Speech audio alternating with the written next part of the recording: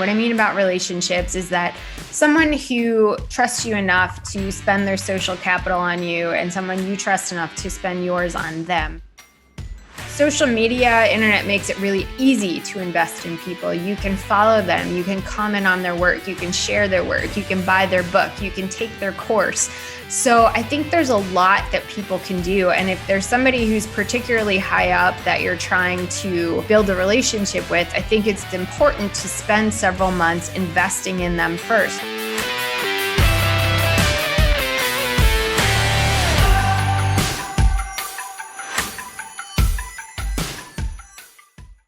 So I guess to start off, when you look back on your career, right, you've done a lot academically and you've done a lot in the corporate world. What were the bases of your career decisions? Like when you made a career move, right, like you decided to move from one company to the next, or you decided to do one thing and the other. In general, what were the bases of those decisions? Can you just take us through your process?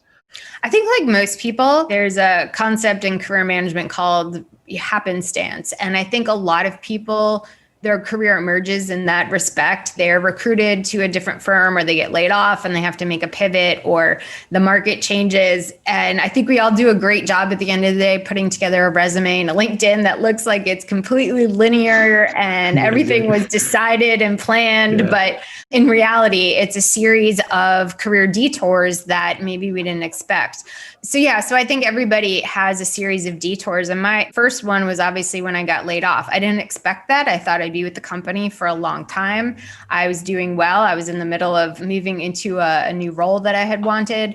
And then you had to step back and reevaluate. And that's when I got on the trajectory to where I am today. So it turned out to be one of the best things that happened to me at the time. Of course, it didn't feel like it.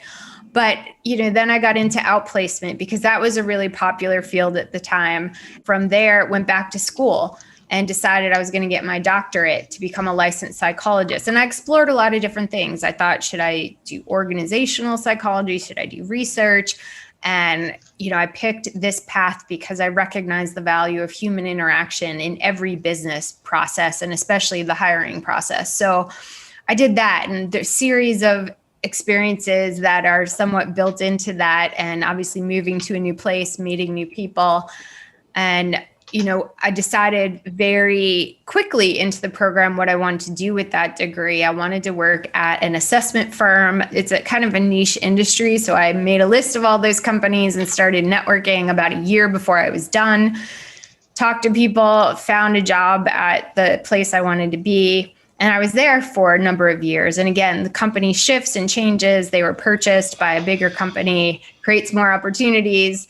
And the reason I moved back to Philadelphia and joined the Wharton School was because my father was very ill and I was living in Minnesota at the time. So I decided to move back to the East Coast, which again, created another opportunity for change. So I think when most people reflect on their careers, there's a number of things happening behind the scenes, whether it's family or economy or, personal shifts or illness or things like that, having a family that really dictate a lot of that path. And then we do a good job of weaving it together into a resume and tell me about yourself answer. So it sounds a lot more linear and planned than it might have been. When you were in your mid-20s, was there a common negative feeling, like, for example, a certain insecurity you had or a common roadblock you would always face? And then what did you do to overcome that? I think one of the common themes I've recognized about myself goes back to that comment that I'm not good enough. And there's a lot of things that kind of build into that. Perhaps getting laid off early in my career contributed to that it's not enough. I need to do more. I need to be more prepared for these types of things.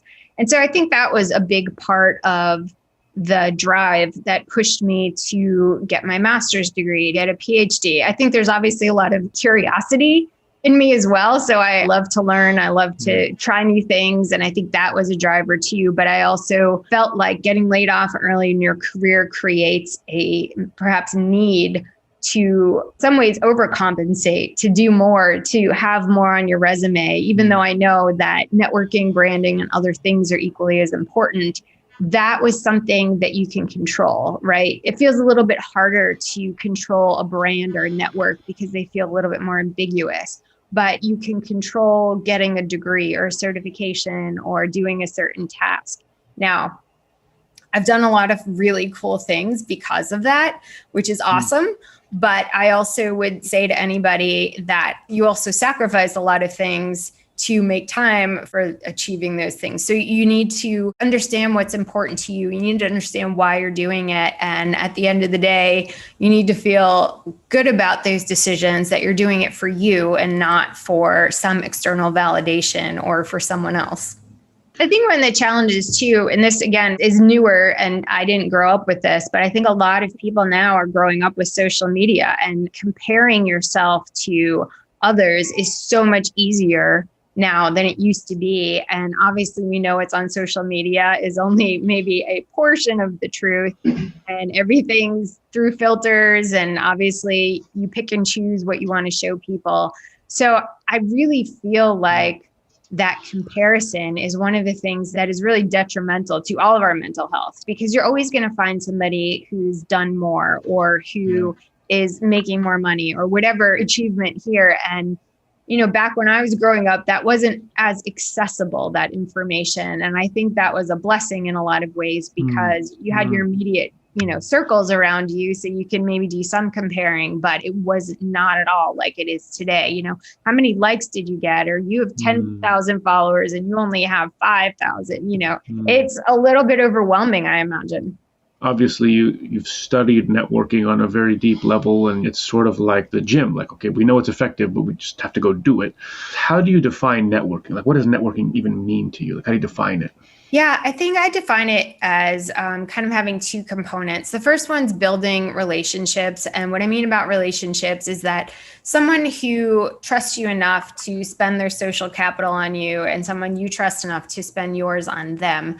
And I think the other piece is them knowing what your value to the market is, and you knowing their value to the market. So it's more than just a glance at somebody's LinkedIn profile and sending a message, I'd like to connect. It's definitely about, would this person be willing to introduce me to somebody in their network? And do they know how to introduce me with the value I bring to the market, so that the third person knows what I'm all about? So I do think it's a little bit deeper than most people realize in terms of what is a true network. But obviously there are stages of that, and you can have a great network where that's still evolving.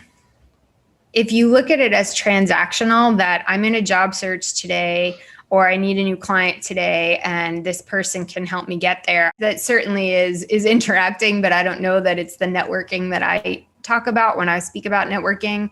But if you see it as something that evolves into a longer term relationship, and that doesn't mean you have to talk every day. That doesn't mean that you have to, see one another all the time. It could be that you have dormant connections. So people you knew earlier in life who, if you pick up the phone, it's going to be like you never had any time in between. It's certainly a trust and a mutually beneficial situation. So if you're going into it with an I need something, and so I'm going to reach out to people, which is what a lot of people do, they tie it to a particular need, like finding a job, then you're going to tend to be less successful than if you look at it like exercise or managing your health, where you're continuously building that network up. So when you do need it, it's there for you, or when they need it, you're there for them.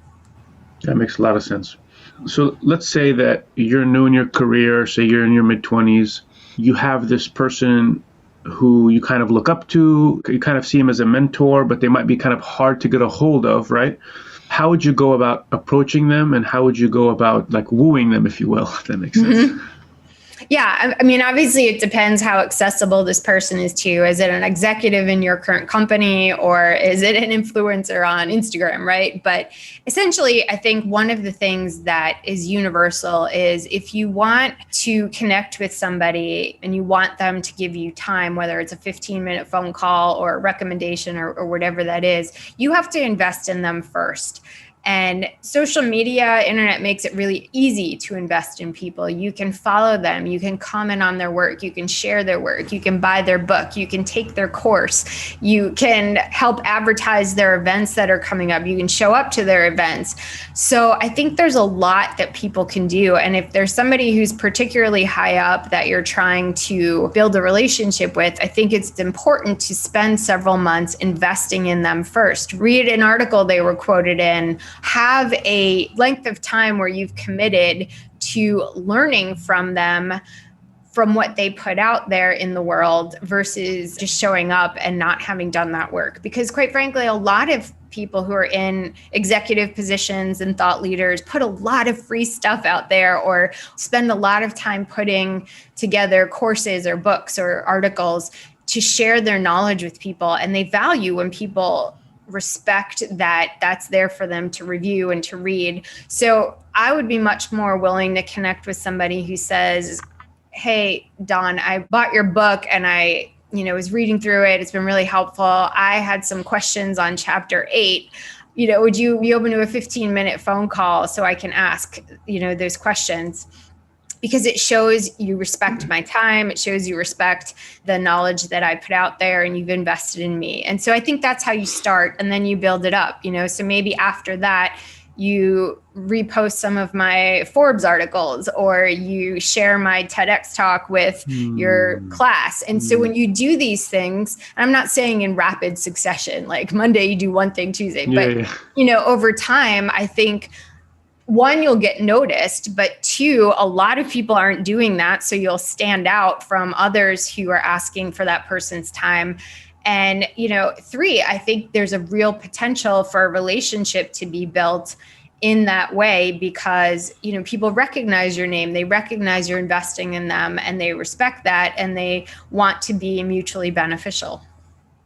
Are there any other tips or strategies that you suggest for yourself and even other influencers or executives that are kind of hard to reach, specifically on the method and the approach of actually getting some of their time, like 10, 15 minutes? I think first off, you have to assess who it is and what's going on in their life right now. So if you're trying to speak to the CFO and it's like year end and they're swamped, or you're trying to connect with somebody who just took on a new role at a company, think about where their headspace is right now. They are just trying to keep their head above water.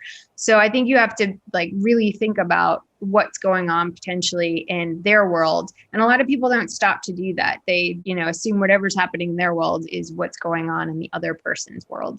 So I think that's first. Secondly, the shorter your email and the more direct your email, the higher your chances of getting a response. So I've seen people reach out to me with, here's my resume, here are the, 10 questions I have, and you might want to watch this video I did. And you've already created a lot of work for me just to get back to you. So chances are, if I'm even going to get back to you, it's going to take a long time because now I have to set aside 15, 20 minutes to review what you've sent, which again, probably won't happen. So do not include all this stuff when you send it out. A brief email, targeted email. Also put something in the subject line that makes them pay attention to your email. So for example, if you have a referral, maybe you say, friend of Don Graham.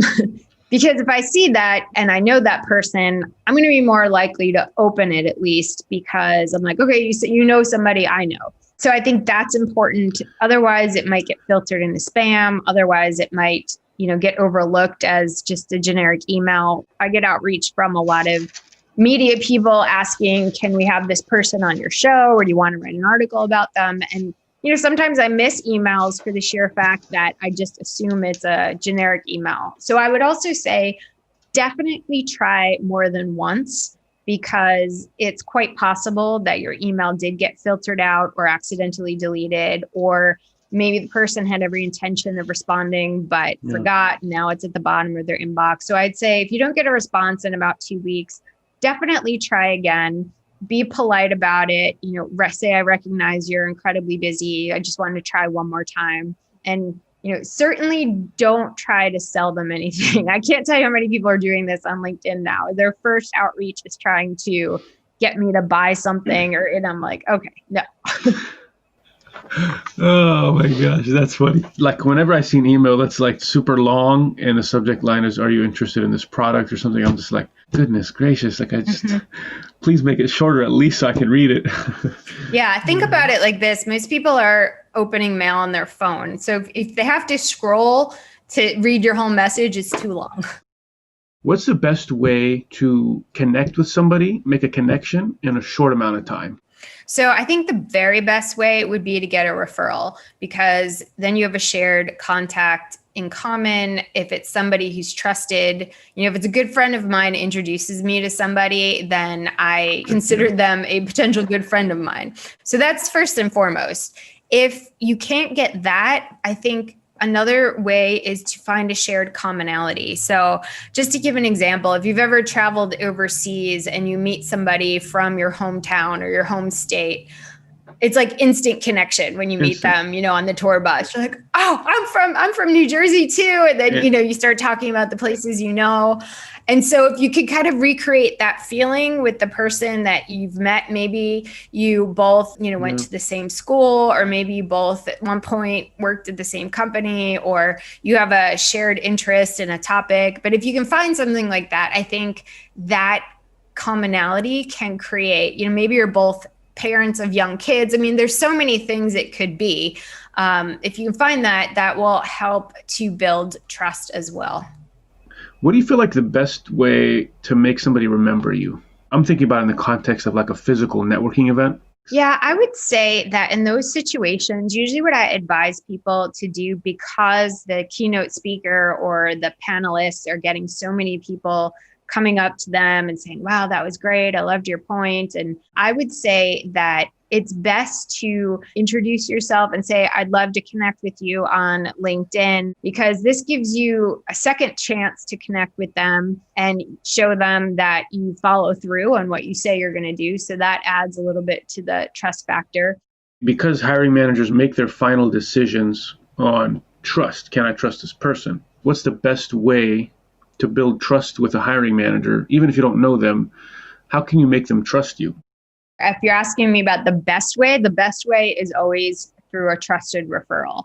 I mean, I've had situations when I've been hiring where I saw a resume and I overlooked it, but then somebody either who I knew or on my team said, hey, I think you should really take a look at this. And I did. And I went back and I interviewed the person, because I'm like, okay, maybe I missed something here. This is why it's so important to build your network, because even if you're applying online, if you can find somebody inside that organization who can forward your resume to the hiring manager, if the person knows the hiring manager, all the better. But even if they don't, just somebody who is a established person in that organization who says this is somebody you should look at, will probably open the door for you. So I think that's huge.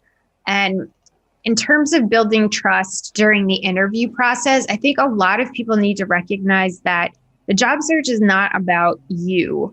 Yes, you're speaking about you. Yes, you are the product, but the job search is about solving the hiring manager's core problems. And so a lot of people go in and they tend to spout out all kinds of achievements and accomplishments. And yeah, that's very impressive, but they miss the step of closing the loop on how that's going to help the hiring manager solve their problems. So they kind of leave that messy work to the hiring manager to do later. But if you say, I've achieved these things, I've done these things, and how that relates to the mission you have or the project that I would be working on here is I can help do X, Y, and Z. Now you're closing the loop for the hiring manager, and they recognize, okay, wow, this person understands my biggest challenges, which is a huge one. And two, they are tying their skills into how they would actually go ahead and solve this problem.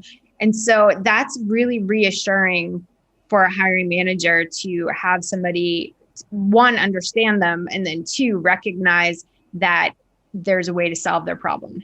That's very powerful advice. A friend of mine was like, hey, I'm interviewing for this company. And I was like, oh, okay. What do they do? They're like, I don't know. I think I'm just like, okay, that's okay. Hold on a second. Yeah. How do you not know what you're interviewing for? So that's very good advice. I think a question along those lines too, that comes up a lot, and people treat it as a softball question, but it's really not, is why do you want to work here? Why do you want this job? Or why do you want to join the team? It's asked in a variety of ways, but it doesn't really matter how it's asked. But a lot of people say something really generic, like, I'm really passionate about the work you do, but they don't go into why, or they say, well, your company is so innovative. And these are very much throwaway answers because everybody says it, it's not unique. But if you go in and you say, well, I've spent the last 6 months studying XYZ, and when I was looking at your company, I realized this would be really applicable because not only does it incorporate my strengths in these areas, but it's something I've really been working to move forward. So you're demonstrating you're already committed to it. You already are interested in it. You've been looking at it like you're in the company already. And I think that's a really good way to approach an interview is imagine you're already working there. What types of questions would you ask? What types of things would you suggest? Because many people, again, like you said, go in and just like, here's my resume. I did this, I did that. I have this certification, but they don't really get into how does this solve someone's problem? Appreciate you sharing that.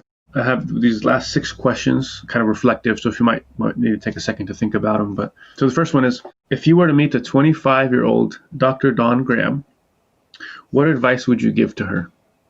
I'd probably tell her to network because I think at that point in time, that was not my forte. I was an introvert and I thought back then that stellar performance was enough. So I think I would say you need to network beyond your internal colleagues because at some point in the very near future, all of you are going to be laid off and all of you are going to be looking for a job. Wow, that's such a surprising answer. I would have never guessed that. What in your life do you feel like has given you the greatest sense of fulfillment? There's so many things. I mean, I have been very fortunate to have met so many great people, to have experienced the goodness in people. I've traveled a lot, and I think that has really given me a perspective about my own kind of childhood and my own experiences and my own privilege. And I think learning and meeting people from all around the world who've had vastly different experiences from me, some would say way better and some would say way worse, has really given me a perspective around the fact that it makes me thankful for what I have and grateful for what I have and humbled about my role in the world around being given these gifts that I can help other people. Obviously, you've still got a long ways to go in your career and your life, but kind of foreseeing the future, if you could be remembered for one thing, what would you want that to be? Yeah, I would say that I helped people to find and land fulfilling careers, and that through my advice and the things that I've put my heart and soul into, that I've given people maybe a catalyst to take the next step forward that changed their career trajectory, or the confidence to try something out that they've always wanted to do. I think that would make me so happy. In your opinion, what's the most important life skill? Yeah, networking. But, if you want to kind of boil it down, I mean, you have to take initiative, right? You have to know what's going to force you, whether it's networking or writing your book or whatever it is. I mean, that taking initiative, you've got to be willing to try. Yeah. And then the last one is, which is my personal favorite. If you were stranded on an island and you had access to one meal, what would that meal be for you? Pizza, of course. Oh, okay. New York or Chicago? Oh my God, that's not even a question. How could you even ask me that? First off, Chicago pizza is called quiche. It is not pizza. So 100% New York pizza. Man, you got me excited there for a second because I like Chicago deep dish pizza. No, like when you order Chicago pizza, they're like, we can get it to you in 2 hours because that's how long it's going to take us to bake this thing. Yeah. No, that's awesome. No. Okay. Well, it's good to know what your favorite food is.